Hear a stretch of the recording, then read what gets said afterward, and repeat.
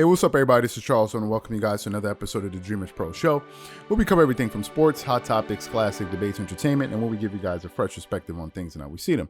And in today's episode, I got a pretty interesting one for you. And the topic is, did Scottie Pippen totally ruin his relationship with Michael Jordan over nothing? So that's the topic I want to get into in today's video. But before we get into that, I want you guys to please make sure you go ahead and hit the like button, hit the subscribe button, and hit the notification bell to be notified whenever we drop our content. Also, make sure you check out Dreamerspro Max, an online sports community place you can talk about basketball, chat live during games, and so many other cool things. We have that linked in the comment section below. Anyway, let me get into this video here. So I was recently going through Instagram, and I stumbled upon a post by ESPN. And ESPN, they posted this image. I think it was posted about a day or so ago, whatever it was. And it was in the image, it had Michael Jordan's top five starting five, right? Where Jordan, in a pickup game, he had an opportunity to select any four players to go play with in his 5-on-5, and he made his selection.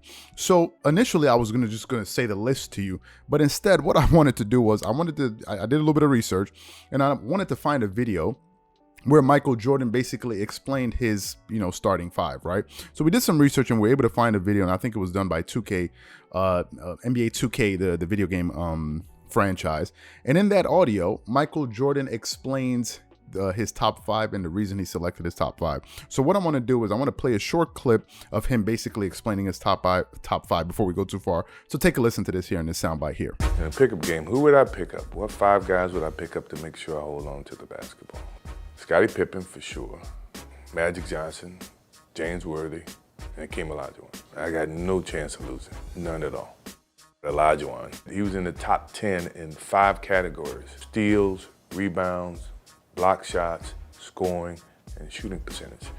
To have a big guy of his size to be in the top 10 in steals.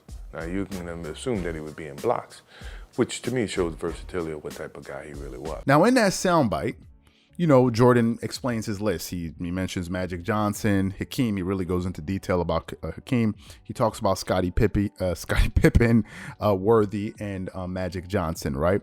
But after listening to that audio, I think the most interesting thing about what he said was the first thing he said, which was Scottie Pippen for sure.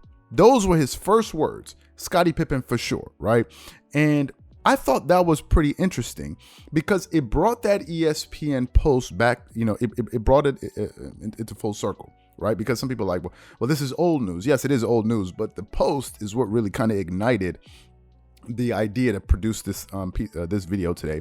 And it reminded me of some comments that Scottie Pippen made on the Dan Patrick Show 2 months ago. Now, funny enough, we covered that story, right? We covered the story. And about 2 months ago, Scottie Pippen went on Dan Patrick's show to discuss a plethora of things because I think he was marketing some type of liquor at the time. And during his interview, he made some pretty eye-popping and shocking comments about his former playing days when he was coached by Phil Jackson and Michael Jordan. He had some pretty strong comments to make about Phil Jackson and Michael Jordan. And some of the things that he said really surprised me. So for those of you who missed his comments on the Dan Patrick Show, I want to play exactly some of the things that he said, and we want to put it into context. So before we go too far, I want you guys to take a listen to some of the things that Scottie Pippen had to say about Phil Jackson, and ultimately some of the things that he had to say about Michael Jordan. So before we go too far, take a listen to that. Help me understand the GQ article where you talked about the 1994 playoff game when you refused to go back in the game and Phil set up the play for Tony Kukoc. Well, I mean, it's not much to be said. If you go back and look at when Scottie Pippen entered the Bulls and when Tony Kukoc entered the Bulls, and who deserved the last shot of the game. No, I understand that, Scottie. I'm just going by what you said. You said you need to read between the fine lines, and then you go on to say it was a racial move to give him, Tony Kukoc, a rise. Yeah. So, I mean, if you knew that Scottie Pippen had been with the Bulls from 87, battled through the Pistons and every other team that we had to get to those 3 championships, wouldn't you give Scottie Pippen one opportunity to get a last-second shot without Michael Jordan? Like 1 year without Michael Jordan. Can I get one shot? Like, I'm doing all the dirty work. But all of that I understand from the basketball standpoint. But when you say a racial move, Well, why would Tony, who was a rookie, get the last second shot and you put me out of bounds? That's what I mean, racial. Like that was Scottie Pippen's team. But Scottie Phil Pippen then was but on pace to be an MVP that year, right? yeah. Okay. Well, why would you put him in a position not to be successful? Why wouldn't you put him in a position to succeed? Michael Jordan is not there. So who's next in line for you? But have you talked to Phil about this? Because by saying a racial move, then you're calling Phil a racist. I don't got a problem with that. Do you think Phil was or is? Oh, yeah. I mean, do you remember Phil Jackson left the Lakers, wrote a book on Kobe Bryant, and then came back and coached him? I mean, who would do that? You name someone in professional sports that would do that, you know? I think he tried to expose Kobe in a way that he shouldn't have. You're the head coach, and you're the guy that sits in the locker room and tells the players, this is a circle, and everything stays within the circle because that's what team is about. But you as the head coach, open it up, and now you go out and you try to belittle, at that time, probably one of the greatest players in the game. Well, it feels like he's disloyal. I don't know if that makes him a racist. Well, that's your Yeah. way of putting it out, and I have my way. I was in the locker room with him. I was in practices with him. You're looking for him afar. Yeah, and look, that's why I wanted to have you on. But I go back, and Phil designed a play for Steve Kerr when Mike was there. And Mike didn't have a problem with that, did he? I don't understand. You're not setting me up to answer the right question. What do you mean Phil set up a play for Steve Kerr? He didn't set that play for Steve Kerr. He set that play for Michael Jordan. I thought in the huddle, Mike says, I'm going to throw you the ball. You'll be open at the foul line. And Phil had nothing to do with that? And you don't want to get this show started because it'll take us a long time.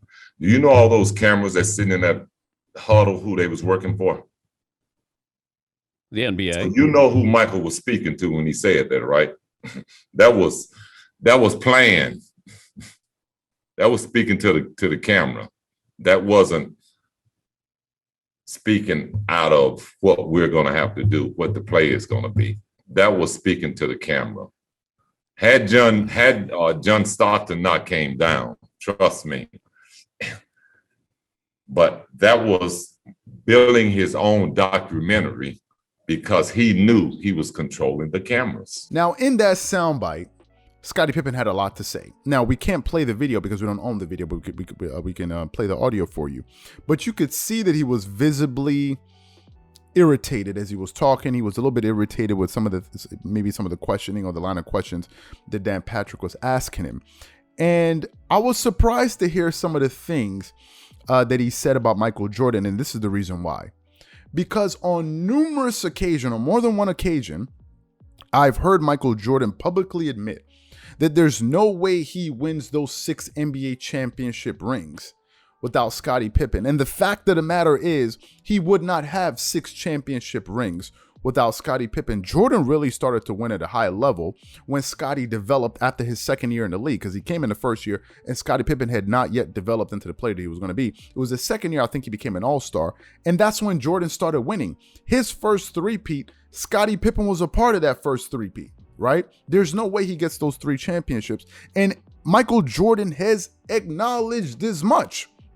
He said this on numerous occasions, and when I saw that ESPN image, it made me kind of think, like, go back and say to myself, how did this situation get to the point that it is now? Because in that soundbite, the first person he said, Scottie Pippen, for sure, I gotta have Scottie, right? And it made me wonder, where's all of this animosity coming from as far as, you know, some of the things that Scottie Pippen had to say about Michael Jordan, because Michael Jordan has always given Scottie Pippen praise, publicly.